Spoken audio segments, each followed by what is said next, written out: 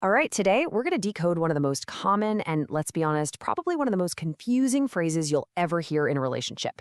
We're going to get to the bottom of what's really going on behind those two little words. So let me ask you something. In all the conversations, all the arguments, all the heart-to-hearts you have, what two words carry the most hidden meaning, the most potential for a complete communication meltdown? You might think you know the answer, but trust me, it's way more complicated than it looks. Yep, there it is. I'm fine. On the surface, it sounds fine, right? Like everything's cool. But as our source material explains, when you ask your partner what's wrong and this is the answer you get, it's almost never the end of the conversation. Heck, it's barely even the beginning. Okay, so let's really get into this paradox, shall we?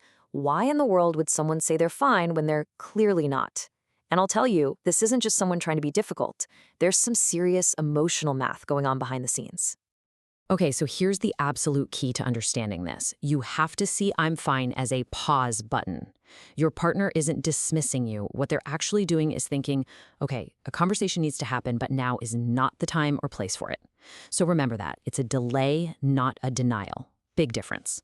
And if you look at the psychology behind that pause, well, there's a whole lot going on. For one, it could just be the wrong time or place, plain and simple. Or maybe being asked directly like that makes her feel cornered. A lot of the time, it's about avoiding a fight right then and there. Sometimes she's actually still trying to figure out for herself why she's so upset.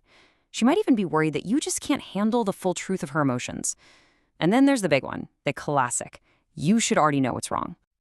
And you know what? That brings us to your biggest clue right there. If your partner is usually talkative and bubbly, and then all of a sudden she just clams up, that quiet, that's your answer. Something is definitely not fine. And you better believe the real conversation is just around the corner. All right, so she's hit the pause button. What happens next?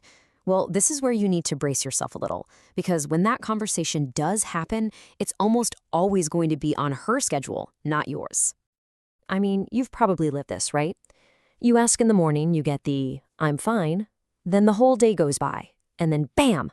Hours later, you've just walked in the door, you're tired, you're about to put your feet up. That's when it happens. We need to talk. So, our source material has this really fascinating way of putting it. It calls it a transfer of energy. See, she's been carrying around this negative weight, this emotional baggage, all day long.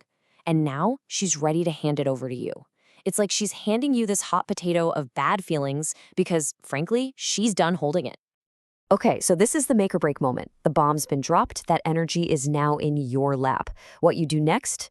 Well, it determines everything. It's the difference between a huge fight and a moment where you actually connect. And this is where it gets really interesting. Because what we feel like doing, our gut reaction, is the total opposite of what we should do. Our default is to say, I'm sorry, or get defensive, or jump in and try to fix it. But the recommended response? It's something you'd probably never think of. Gratitude. And the method is actually super simple. It's just 3 steps. Step 1, just listen. Seriously. Zip it and let her get it all out. Don't interrupt. Step 2, recognize that it took trust for her to be this vulnerable with you. And finally, step 3, genuinely say thank you for telling you. And using this specific phrase, man, it can totally flip the script. According to the source, saying thank you instead of I'm sorry shows that you actually value her honesty.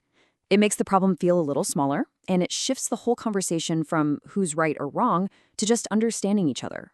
It wipes the slate clean. But okay, for this thank you thing to actually work, there are some ground rules. Think of it as the rules of engagement, because timing and place, they are everything. There are some absolute do-nots when it comes to asking what's wrong. And this one's non-negotiable. Rule number 1, never ever ask what's wrong in a social setting. Not in front of friends, not in front of family. Our source material literally calls this a suicide mission. And honestly, they're right. The original problem won't even matter anymore. The new problem will be that you put her on the spot in public. And rule number 2 is just as important. Don't ask when you're in a hurry or literally walking out the door. Because what you're really saying is, hey, tell me your deepest feelings, but you've got 30 seconds. It just screams that you don't really care or have time for the real answer. So what do? It's simple, really. Patience. You wait. You find a moment when you're alone, somewhere private, in the car, on the couch at home, where there's no pressure and no audience. That's how you create a safe space where a real conversation can actually happen. So at the end of the day, what's the big takeaway here? Learning how to decode "I'm fine" and how to respond with "thank you," those are amazing tools to have, but they're not the final destination.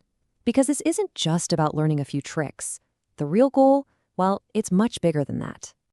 Look, this is all about building a foundation of trust and appreciation.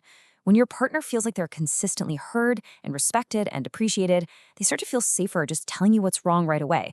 The ultimate win is to make that secret code totally unnecessary in the first place. And that really brings us to the final big question you should ask yourself.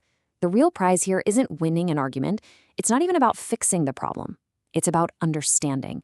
So what if, in your relationship, understanding each other was more important than being right? Just think about that for a minute. Thanks for joining me.